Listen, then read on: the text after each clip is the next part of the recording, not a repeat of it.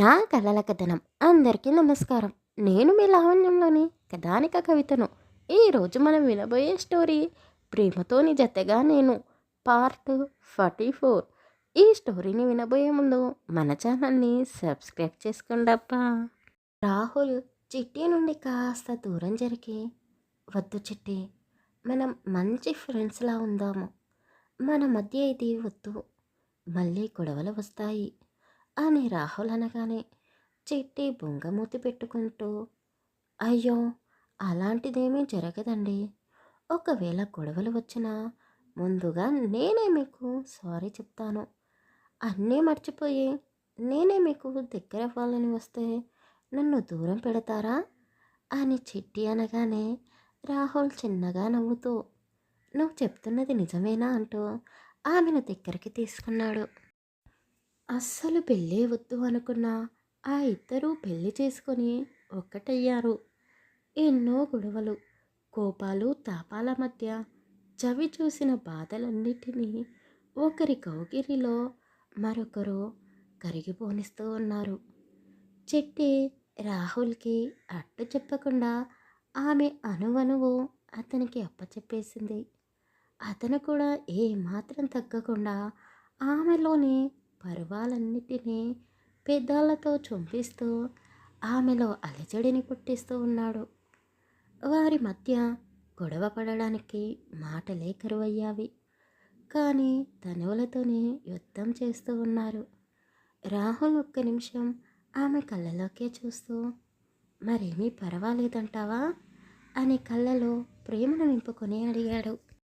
చిట్టి తల కొట్టుకుంటూ, ఇంకేమీ మాట్లాడుతూ నువ్వు అంటూ అతని పెదాలపై గట్టిగా ముద్దు పెట్టేసింది. అతను కూడా అతని చేతులకు పని చెబుతూ ఆమె శరీరంపై ఉన్న నూల పోగులన్నిటినీ నీలవాల్చాడు. ఆ రోజు రాత్రంతా ఇద్దరూ అస్సలు నిద్రపోకుండా ఎన్నో కబుర్లు చెప్పుకుంటూ తనువుల కలయికను వారి జీవితంలో మర్చిపోని కలయికలా మార్చుకున్నారు.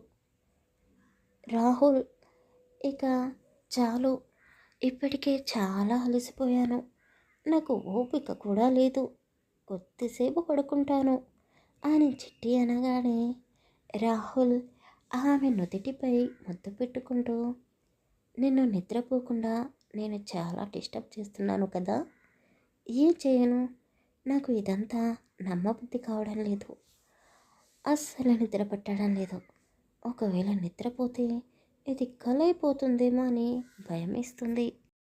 రాహుల్ అలా అనగానే చిట్టి అతని కౌగిలి నుండి కాస్త దూరం జరుగుతూ దుప్పటిని అల్లంతా కప్పుకొని మంచంపై కూర్చొని అతన్నే చూస్తూ, ఓయ్, నేను నీ పక్కనే ఉన్నాను, నీతోనే ఉన్నాను కదా, ఇంకా కళ అంటావేంటి, అయినా ఇలాంటి రాత్రులు ఇంకా చాలా ఉంటాయి, ఈ ఒక్కరోజుతో సరిపోతుందా అని చిట్టి అనగానే రాహుల్ నవ్వుతూ, అవునా, నువ్వంటున్నది నిజమేనా, అంటే ప్రతిరోజు నువ్వు నాతో ఇలానే ఉంటావా అని అతను అమాయకంగా అడిగాడు.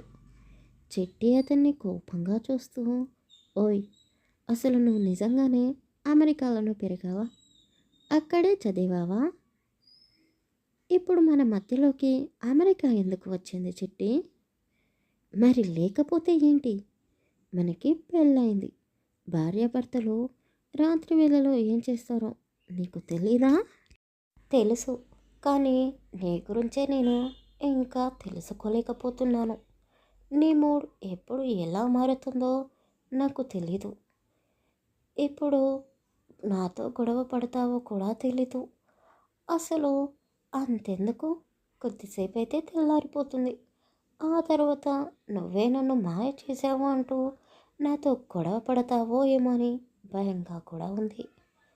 రాహుల్ అలా అనగానే చిట్టి అతన్ని కోపంగా చూస్తూ, ఓయ్, ఆ రోజు నిజంగానే నీ వల్లే తప్పు జరిగింది, అందుకే నీతో గొడవ పడ్డాను, కానీ ఈరోజు అని చిట్టి చెప్పబోతూ సిగ్గుపడింది.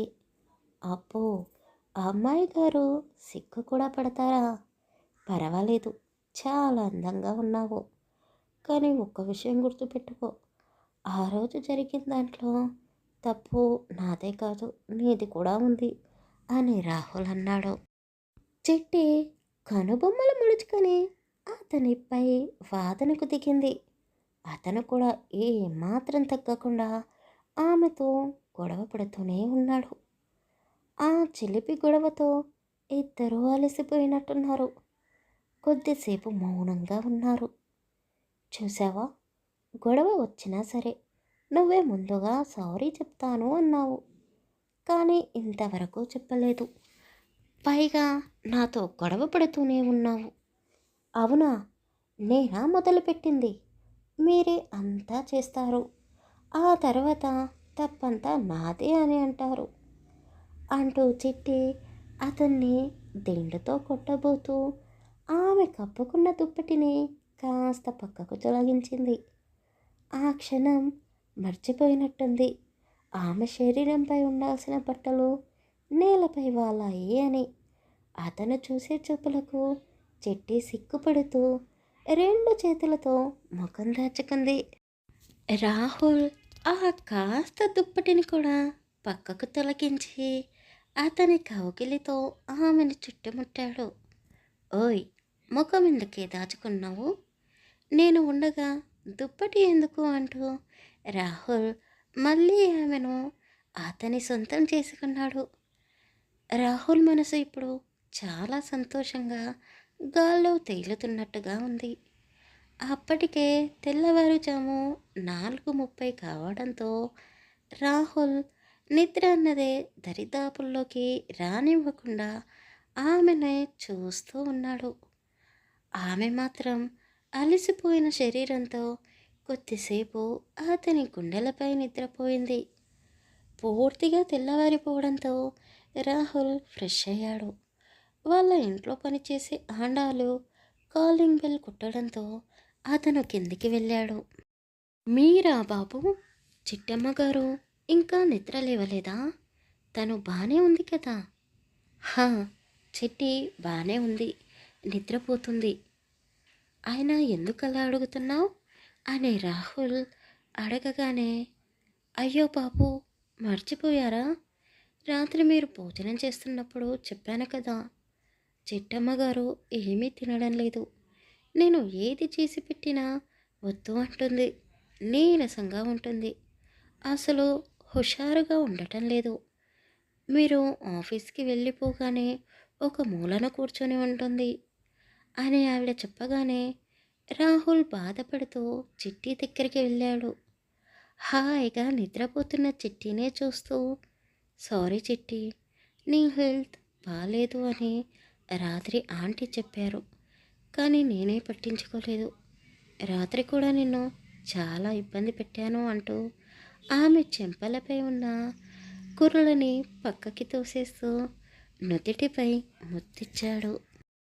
ఆ ముద్దుతో చిట్టికి మెలకువ వచ్చింది. చిరునవ్వుతో కళ్ళు తెరిచింది. రాహుల్ని చూసింది.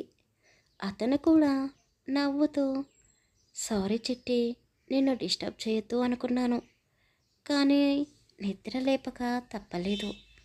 త్వరగా లేచి ఫ్రెష్ అయ్యిరా, నాకు చాలా ఆకలిగా ఉంది, నీతో కలిసి టిఫిన్ చేస్తాను అని అతను చెప్పగానే చిట్టి కూడా పొట్టపై చెయ్యి వేసుకొని, అయ్యో అవునా అండి, నాకు కూడా చాలా ఆకలిగా ఉంది.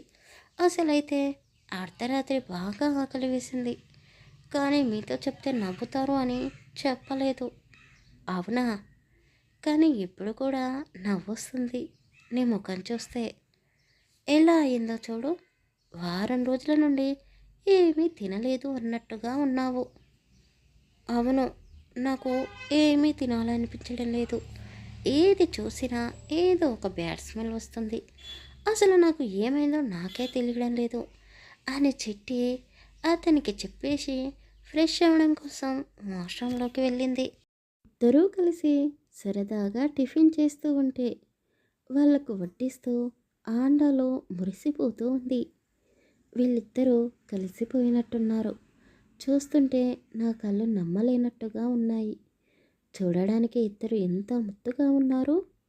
వీళ్ళిద్దరూ ఎప్పుడూ ఇలాగే ఉండాలి అనే ఆండాలు మనసులోనే ఆ దేవుడిని కోరుకుంది. ఆవిడ వాళ్ళిద్దరినీ ఏకాంతంగా వదిలేసి ఏదో పని ఉంది అంటూ బయటికి వెళ్ళింది. ఆవిడ వెళ్ళగానే రాహుల్ చిట్టికి ముద్దులు పెడుతూ ముద్దలు కూడా పెట్టాడు.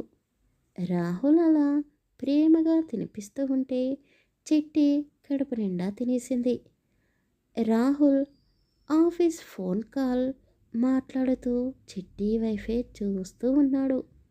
ఫోన్ పెట్టేసిన తర్వాత చిట్టి చేతులు గట్టిగా పట్టుకొని, నాకు ఆఫీస్కి వెళ్ళాలని లేదు, నీతోనే ఉండాలి అనిపిస్తుంది అని అతను అనగానే చిట్టి అతన్ని గిల్లుతూ, ఓయ్, ఇప్పటికే చాలా రోజులు ఆఫీస్కి వెళ్ళకుండా ఉన్నావు. ఇప్పుడు కూడా వెళ్ళకుండా ఉంటే ఆఫీస్ వర్క్ ఎవరు చూసుకుంటారు? మీరు తప్పకుండా వెళ్ళాల్సిందే అని చిట్టి ఖచ్చితంగా చెప్పగానే రాహుల్ ఆమెను కోపంగా చూస్తూ, రాక్షసి, నాకు నీతో ఉండాలి అనిపిస్తుంది అంటే నన్ను ఆఫీస్కి వెళ్ళమని చెప్తావా? ఉండు, వచ్చాక నీ సంగతి చెప్తాను అంటూ అతను ఆఫీస్కి బయలుదేరాడు.